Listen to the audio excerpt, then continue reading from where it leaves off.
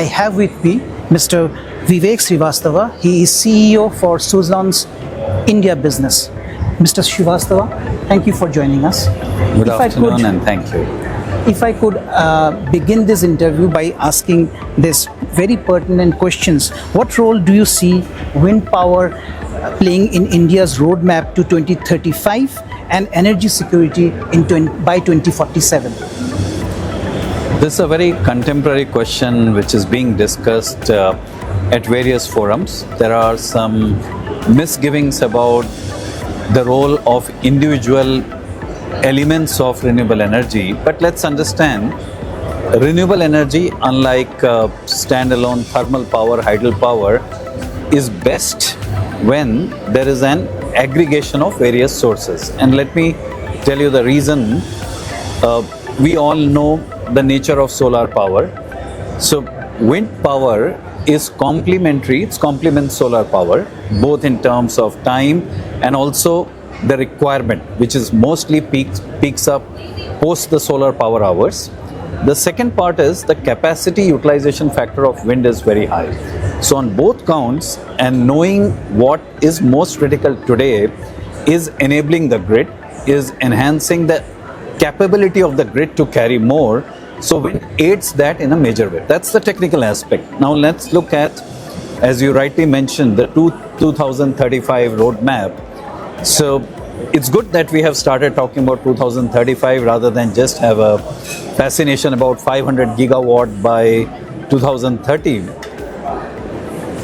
Increasingly, from the nascent stages of standalone wind, solar, etc., the demand is now more towards what consumers want, which is, we call it round the clock, okay, and FDRE, etc.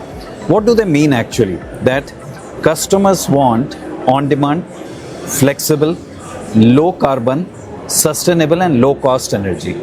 To achieve that, wind is not just critical, it is the backbone of it. So wind is going to form a major portion, an integral portion.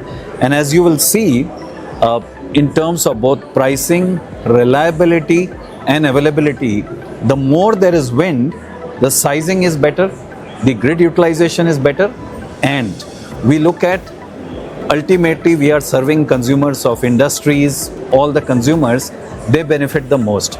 So wind is going to not only play a critical role in terms of renewable energy, but in terms of efficiency of the grid also. Okay. So in terms of numbers, we look at 100 to 200 gigawatt, this range going from 2030 onwards to 2035. By 2030, we should be upwards of 100 gigawatt, looking at the requirements that are coming out, not only from the what we call the IPP business, but the CNI, the retail business, and the green hydrogen business. And going forward, with the growing decarbonization of the industry, this will further accelerate. So I call it the Moore's law. What took 10 years will take 2 years, will take 1 year. Going by that, I am very confident that India has just scratched the surface of the wind potential, and we should be very soon talking about how do we actually reach 150 gigawatt of wind. So that India can become globally competitive in renewables, how do you think India can strengthen its domestic manufacturing muscle and supply chain? It's always a combination of three things. One is what the demand side is. So the demand side is pretty robust.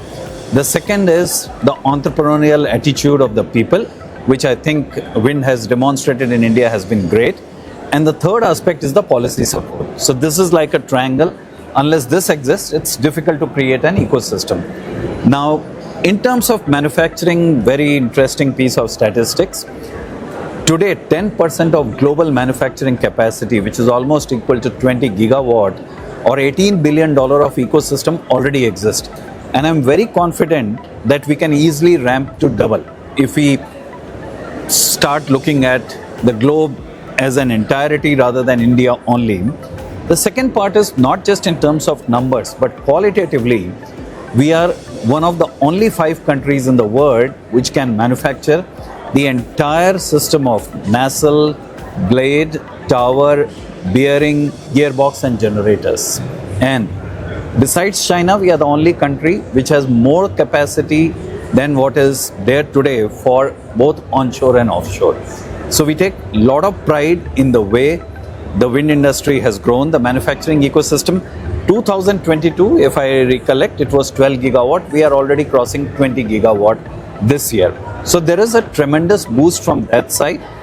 What is now required is steady policies. Okay. And when I say steady policies, there are consistent policies which need to be maintained, like strengthening the ALMM, increasing conversations and implementation around cyber security, more wind turbines that are compatible to the grid conditions of India, the storage requirements of India, more compatibility towards more requirement towards local job generation.